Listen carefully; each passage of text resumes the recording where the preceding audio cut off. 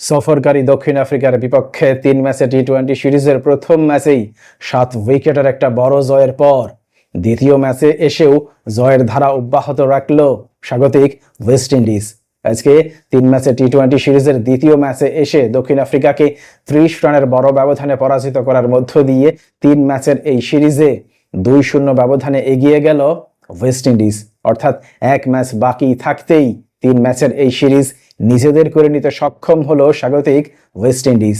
আমরা যদি আজকের ঘটনাবহুল এই ম্যাচের দিকে তাকাই তাহলে দেখতে পাই আজকের এই ম্যাচের শুরুতেই টসে জয়ী হয়েছিল সাউথ আফ্রিকা এবং টসে জয়ী হওয়ার পর প্রথমেই তারা ফিল্ডিং করার সিদ্ধান্ত নেয়, অর্থাৎ ওয়েস্ট ইন্ডিজকে ব্যাটিংয়ের আমন্ত্রণ জানায়। ব্যাটিং করতে নামার পর ওয়েস্ট ইন্ডিজ শুরু থেকেই খুব ভালো একটা সূচনা পেয়েছিল, কারণ তাদের দুই উদ্বোধনী ব্যাটার শেই হোপ এবং এলিক অ্যাথানেস উদ্বোধনী জুটিতেই ৩৪ বল মোকাবেলা করে ৪১ রানের একটা কার্যকর পার্টনারশিপ গড়ে তুলেছিলেন।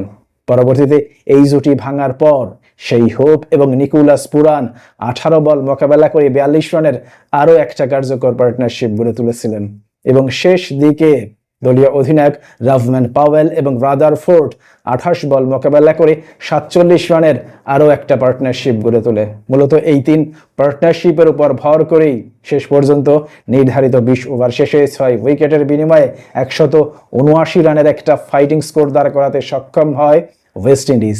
আজকে ওয়েস্ট ইন্ডিজের হয়ে শেই হোপ ২২ বল মোকাবেলা করে ৪১ রান করেন। তার এই ইনিংসে ২টি চারের মার ছিল এবং ৪টি ছক্কার মার ছিল। অন্যদিকে দলীয় অধিনায়ক রাভম্যান পাওয়েল ২২ বল মোকাবেলা করে ৩৫ রান করেন।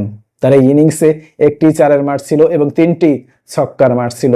অন্যদিকে আমরা যদি দক্ষিণ আফ্রিকার বোলিং অ্যাটাকের দিকে তাকাই তাহলে দেখতে পাই আজকে দক্ষিণ আফ্রিকার হয়ে উইলিয়ামস ৩৬ রানের বিনিময়ে ৩টি উইকেট শিকার করেন এবং প্যাট্রিক ক্রুগার ২৯ রানের বিনিময়ে ২টি উইকেট শিকার করেন।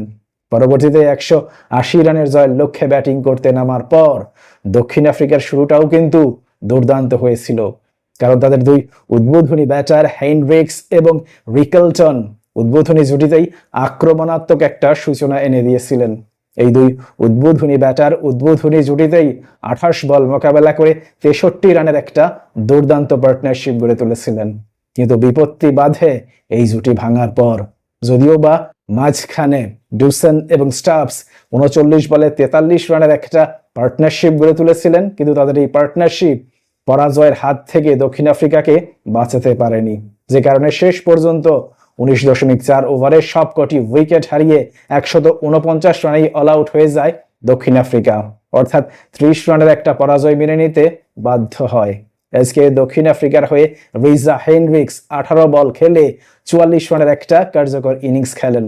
তার এই ইনিংসে ৬টি চারের মার ছিল এবং ২টি ছক্কার মার ছিল এবং ট্রিস্টান স্টাবস ২৪ বল মোকাবেলা করে ২৮ রান করেন, যেখানে ১টি চারের মার ছিল এবং ১টি ছক্কার মার ছিল। অন্যদিকে আমরা যদি ওয়েস্ট ইন্ডিজের বোলিং অ্যাটাকের দিকে তাকাই তাহলে দেখতে পাই আজকে তাদের first bowler Romario shepherd ৪ over bowling করে ১৫ রানের বিনিময়ে ৩টি উইকেট শিকার করেন এবং তার এমন অনবদ্য বোলিংয়ের পুরস্কার হিসেবে আজকের এই ম্যাচে তিনি প্লেয়ার অব দ্য ম্যাচও নির্বাচিত হয়েছেন। এর বাইরে শামার জোসেফ ৪ ওভার বোলিং করে ৩১ রানের বিনিময়ে ৩টি উইকেট শিকার করেছেন। আজকের এই জয়ের মধ্য দিয়ে এক ম্যাচ বাকি থাকতেই সিরিজ জয় নিশ্চিত করল ওয়েস্ট ইন্ডিজ। প্রশ্ন হচ্ছে, ওয়েস্ট ইন্ডিজ কি পারবে শেষ ম্যাচেও জয়ী হয়ে ৩ ম্যাচের এই সিরিজে দক্ষিণ আফ্রিকাকে হোয়াইট ওয়াশের লজ্জা উপহার দিতে? আপনার মতামত অবশ্যই কমেন্ট বক্সে লিখে জানান। ভালো থাকবেন সবাই। আল্লাহ হাফেজ।